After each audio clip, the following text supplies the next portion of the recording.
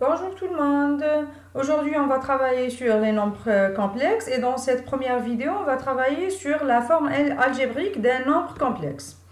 Et avant de commencer, on fait une petite introduction ou un petit rappel sur les ensembles des nombres. On commence par l'ensemble des entiers naturels qu'on connaît depuis notre jeune âge. Donc, c'est un ensemble qui contient les nombres de 0, 1, 2, 3 jusqu'à l'infini. Donc, c'est des nombres sans virgule et qui sont positifs. Ensuite, on a connu l'ensemble Z.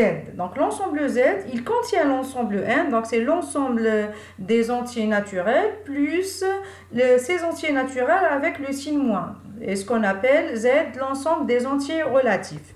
Par exemple, tous les entiers naturels 1, 25, moins 1, moins 6, moins 92 et tous les nombres sans virgule. Ensuite, on a connu l'ensemble des décimaux. Donc l'ensemble des décimaux, c'est quoi? C'est des nombres qu'on peut les écrire avec virgule, mais avec un nombre fini de chiffres après virgule. Par exemple, là, on a moins 1,25 ou 1,1 sur 4 qui est égal à 0,25. Donc, comment on peut connaître un nombre qui est décimal? Donc, tout nombre décimal, on peut l'écrire sous forme A, qui est un entier relatif divisé par 10 puissance n, et le n est un entier naturel. Ensuite, on a étudié l'ensemble des nombres rationnels. Donc, les nombres rationnels, c'est des nombres, comment on peut les connaître? En fait, on peut les écrire sous forme des quotients, donc un nombre relatif avec un nombre sur un nombre relatif, et on peut avoir un nombre infini après la virgule. Donc, par exemple, on a le moins 1 sur 7, qu'on ne peut pas l'écrire sous cette forme-là. Pourquoi? Parce qu'on a un nombre infini après la virgule. En plus, là, en fait, il y a des périodes. Donc, la période dans ce cas-là est égale à 5. Donc, les 5 chiffres qui sont là, ils se répètent jusqu'à l'infini. Donc, c'est un entier relatif sur un entier relatif et qui n'est pas décimal. Ensuite, on a connu l'ensemble R. L'ensemble R qui contient les nombres qui sont dans l'ensemble rationnel plus les nombres qui sont irrationnels. Donc, les nombres irrationnels, donc, par exemple, on a racine de 5, on a par exemple pi. Donc, c'est des nombres qu'on ne peut pas les écrire sous cette forme-là. Donc là, on peut avoir une infinité de nombres après la virgule. En plus, là, il n'y a pas une période des chiffres qui sont après la virgule. Donc, jusqu'à maintenant, on connaît les nombres réels. Et dans l'ensemble R, on sait que, par exemple, l'équation x au carré égale à moins 1 n'admet pas de solution. Donc, dans R, il n'y a pas de solution. Et là, par contre, cette même équation a une solution dans l'ensemble C qu'on va traiter aujourd'hui, qui est l'ensemble des nombres complexes. Donc, un nombre complexe, qu'on peut l'écrire par exemple z égale à 5 moins 3i. Donc là, c'est la forme algébrique d'un nombre complexe. Et la particularité dans C, qu'est-ce qu'on a? Par définition, i au carré égale a moins 1. Donc, c'est quoi un nombre complexe? C'est un nombre qu'on peut l'écrire sous forme d'un couple A et B. Donc, chacun des deux appartient à l'ensemble des réels. Et ce nombre complexe, on le note par exemple z égale a plus b, et b fois.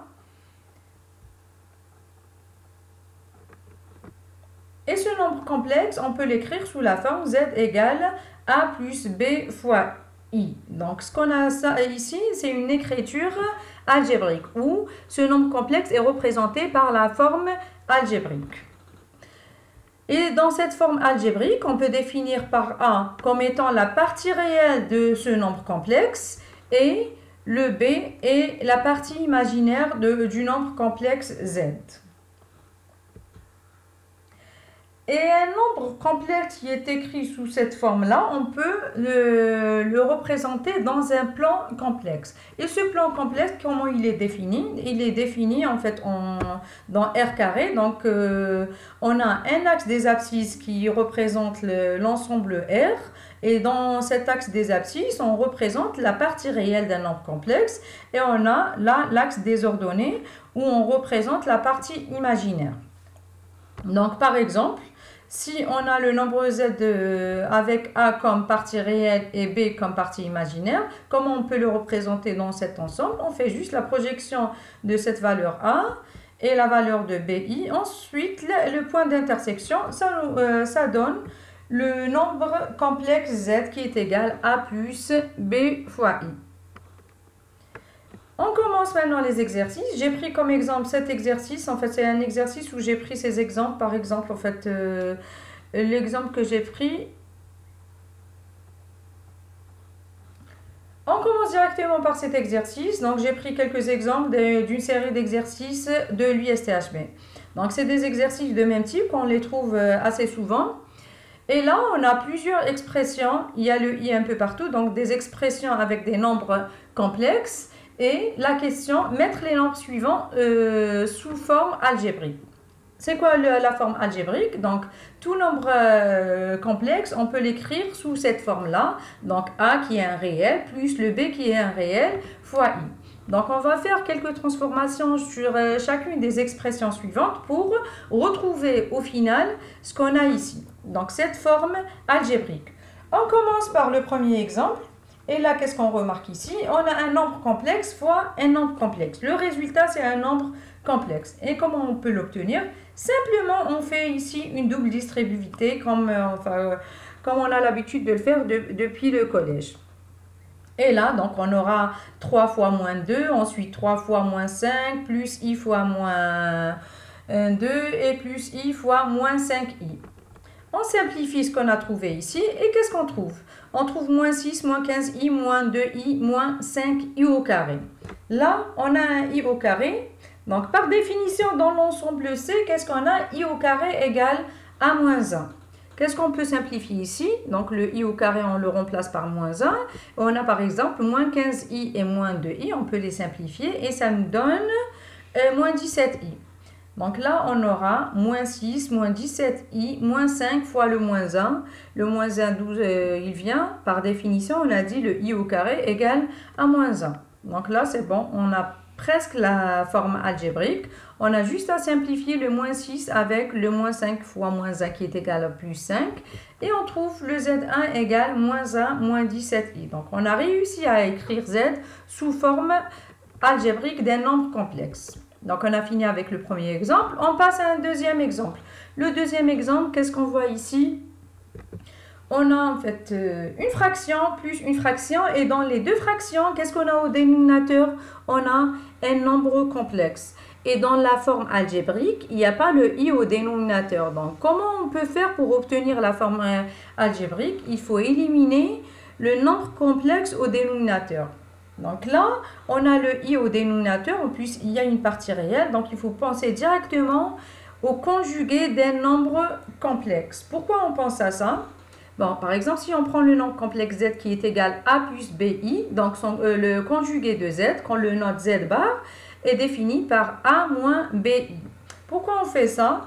Donc, notre but est d'éliminer le i au dénominateur. Pour l'éliminer, il faut avoir i au carré. Pour avoir i au carré, on ne peut pas l'avoir directement.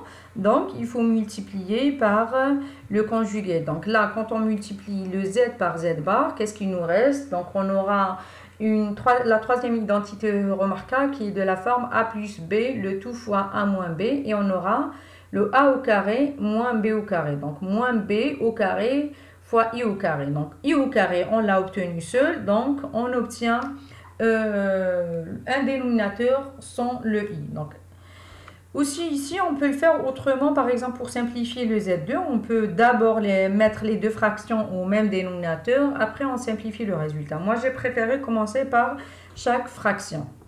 Donc, on a dit le conjugué de 1 moins i, c'est 1 plus i. Donc, la première fraction, on doit multiplier le numérateur et le dénominateur par 1 plus i. Pourquoi on a fait ça? On a besoin juste de multiplier le dénominateur par le conjugué pour éliminer le i. Mais on ne peut pas le faire juste sur le dénominateur. Donc, on est obligé de multiplier même le numérateur par la même valeur. Et pour la deuxième fraction, c'est la même chose. Au dénominateur, on a a plus i. Et le conjugué de a plus i, c'est plutôt 1 par a. 1 plus i, donc c'est 1 moins i. Là, c'est bon. Qu'est-ce qu'on remarque déjà ici? Les deux fractions ont le même dénominateur, donc on peut l'écrire sous cette forme-là. Et on développe. Pour le numérateur, on fait la double distributivité. Et pour le dénominateur, il est écrit sous la forme de la troisième identité remarquable, a plus b fois a moins b, qui nous donne a au carré moins b au carré. Et on aura ça comme résultat. On doit juste simplifier ça. Qu'est-ce qu'on remarque ici au numérateur? On a le di et moins di qui donne 0. Aussi 5i moins 5i, on peut les simplifier. Et on a 3 fois le i au carré et qui donne moins 1 par définition. Et on aura, donc là, qu'est-ce qu'il nous reste? Il nous reste 2. Et 2, ça fait 4. Et là, 5 fois i au carré, ça nous donne moins 5. Et là, moins 5. Donc, on aura moins 10 plus 4, ça nous fait moins 6. Dénominateur, ça nous donne le 1 au carré qui est égal à 1 moins. Et le i au carré, ça fait moins 1. Donc, on obtient 1 moins moins 1. Au résultat, au final, qu'est-ce qu'on trouve? On trouve moins 6 sur 2 qui donne moins 3, je vais corriger, je rajoute juste le moins. Qu'est-ce qu'on remarque ici? Le résultat de z égale moins 3 plus 0 fois i. Donc le résultat est un nombre réel. Et le nombre réel, bien sûr, l'ensemble des réels est inclus dans l'ensemble des nombres complexes. C'est bon avec le deuxième exemple. On passe à l'exemple ou l'expression Z3. Donc, Z3, on a un nombre complexe à la puissance 5. Un nombre complexe à la puissance 5, on peut utiliser, on a une formule qu'on appelle la forme binomiale. Donc, on a comment trouver a moins b le tout puissance n. A moins b le tout puissance n, c'est une somme de k égale à 0 jusqu'à n de la combinaison de k parmi n fois a puissance k fois moins b puissance n moins k. Donc, soit on utilise cette forme, ou bien, là, comme la puissance 5 n'est pas très grande, donc c'est pas 10, c'est pas 20, c'est pas 100, donc on peut trouver le résultat autrement. Parce que la plupart des étudiants trouvent des difficultés à faire ces calculs en utilisant cette formule. Donc, tout simplement, la puissance 5, comment on peut l'écrire? C'est puissance 4 fois puissance 1. Et puissance 4, x puissance 4, c'est x puissance 2, puissance 2. Donc, on aura ce nombre complexe puissance 2, puissance 2. Donc, ça nous donne ce nombre complexe puissance 4 fois ce nombre complexe puissance 1. Donc, on revient et on retrouve la formule initiale de Z3. Donc, là, on a des puissances de 2 et on peut utiliser l'identité remarquable. Donc, là, on a le a moins b le tout au carré. Ça nous donne a au carré moins 2ab plus b au carré. Donc, pour la parenthèse qui est à l'intérieur, la première parenthèse en violet, donc on aura 1 demi au carré, moins 2 fois 1 demi fois 5 sur 2, racine de 5 sur 2i, plus tout ça au carré. Donc racine de 5 sur 2i, le tout au carré. Et tout ce nombre-là, le résultat de ça, puissance 2, et fois le nombre complexe puissance 1. Donc on va d'abord simplifier la première parenthèse. Et pour simplifier la première parenthèse, qu'est-ce qu'on trouve ici? D'abord, donc là, simplement 1 sur 2, le tout au carré, ça nous donne 1 sur 4. Ensuite, là, on simplifie le 2 avec le 2, il nous reste moins racine de 5 sur 2 fois i. Et là, on obtient racine de 5 au carré, ça fait 5. Le 2 au carré, ça fait 4. Et le i au carré, ça fait moins 1. Donc là, c'est bon, on a simplifié. Pour simplifier encore une dernière fois cette partie qui est en violet, il nous reste 1 sur 4 moins 5 sur 4 qui nous donne moins 4 sur 4 qui fait moins 1. Donc là, on obtient moins 1 moins racine de 5 sur 2 fois i le tout au carré fois le même nombre ou le nombre complexe initial. Là aussi, pour simplifier ce qu'il y a ici, on utilise l'identité remarquable et on trouve le moins 1 au carré, ça nous fait 1. Ensuite, le moins 1 fois le moins fois le racine de 5 sur 2 fois 2i et ça nous donne racine de 5 fois i. Ensuite, on aura plus 5 sur 2 fois i le tout au carré et ça nous donne moins 5 sur 4. fois cette dernière parenthèse. Et là, on doit d'abord simplifier cette partie qui est en orange et on trouve le 1 avec moins 5 sur 4. Le 1, c'est 4 sur 4. Moins 5 sur 4, ça nous fait moins 1 sur 4 plus racine de 5 sur i. Sa racine de 5 fois i fois cette partie-là. On fait la double distributivité et on trouve ce résultat-là. Donc, on a deux parties réelles avec deux parties complexes. Donc, on simplifie la partie réelle avec la partie réelle. Il faut les mettre au même dénominateur. Et la partie imaginaire avec la partie imaginaire. Et au final, on trouve z écrit sous cette forme-là. 19 sur 8, donc c'est la partie réelle. Et la partie imaginaire, c'est racine de 5 sur 8 fois i. On a fini avec l'exemple 3. On passe à l'expression Z4.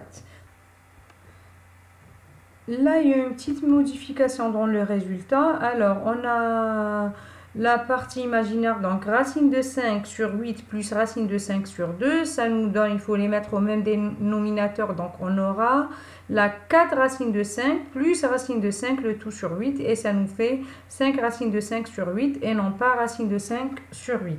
Donc Z4, qu'est-ce qu'on a ici? Un nombre complexe puissance 2 fois un autre nombre complexe puissance 3. Donc comment on peut faire ça? Pour le premier nombre complexe puissance 2, on peut utiliser l'identité remarquable. Pour ce deuxième nombre complexe puissance 3, la puissance 3, soit on utilise la forme binomiale que je vous ai présentée juste avant, ou bien on le fait puissance 2 fois puissance 1.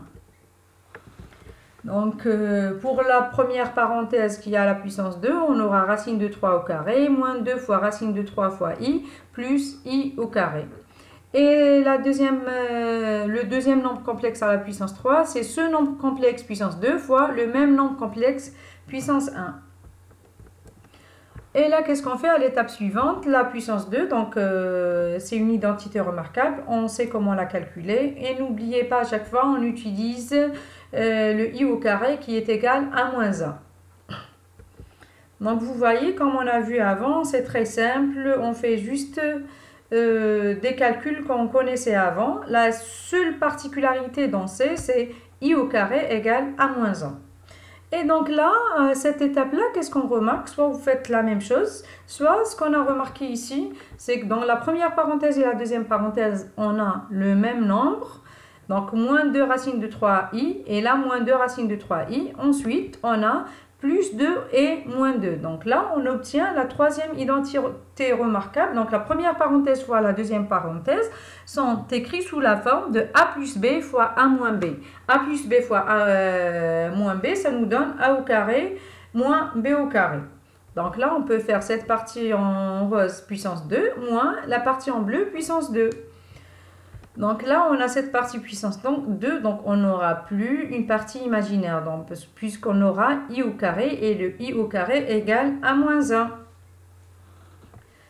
Et là, qu'est-ce qu'on fait? Donc toute cette partie-là, ça nous donne moins 12, moins 4, moins 12, moins 4, ça fait moins 16 fois ce nombre complexe. Donc, on aura moins 16 fois moins 1, ça nous donne plus 16. Et plus 16, moins 16 fois racine de 3 fois i, ça nous donne moins 16 fois racine de 3 fois i. Donc, c'est bon, on est arrivé à une forme algébrique. On s'arrête là et on passe à la dernière expression. Donc, le dernier exemple de Z5. Pour Z5, qu'est-ce qu'on voit ici? Le Z5 est écrit sous forme d'une fraction puissance 2 plus une autre fraction. Donc là, en fait, on commence par ce qu'on veut. En fait, toujours, on obtient le même résultat. Soit on commence par la première fraction, puisqu'elle est au carré. Soit on commence par les mettre au même dénominateur. Je commence par calculer la première fraction puissance 2. Et là, on a une fraction. Donc la fraction, on pense directement au nombre conjugué d'un nombre complexe. Donc conjugué de z qui est z bar, c'est a moins bi. Donc là, la première fraction, on peut multiplier et diviser par le conjugué du nombre complexe qui est au dénominateur. Et pour la deuxième fraction, c'est pareil. On multiplie, on divise par le nombre conjugué. En simplifiant les résultats, qu'est-ce qu'on trouve? Par exemple, ici, on fait la double distributivité. Et là, c'est la troisième identité remarquable. Et pour la première fraction, c'est pareil.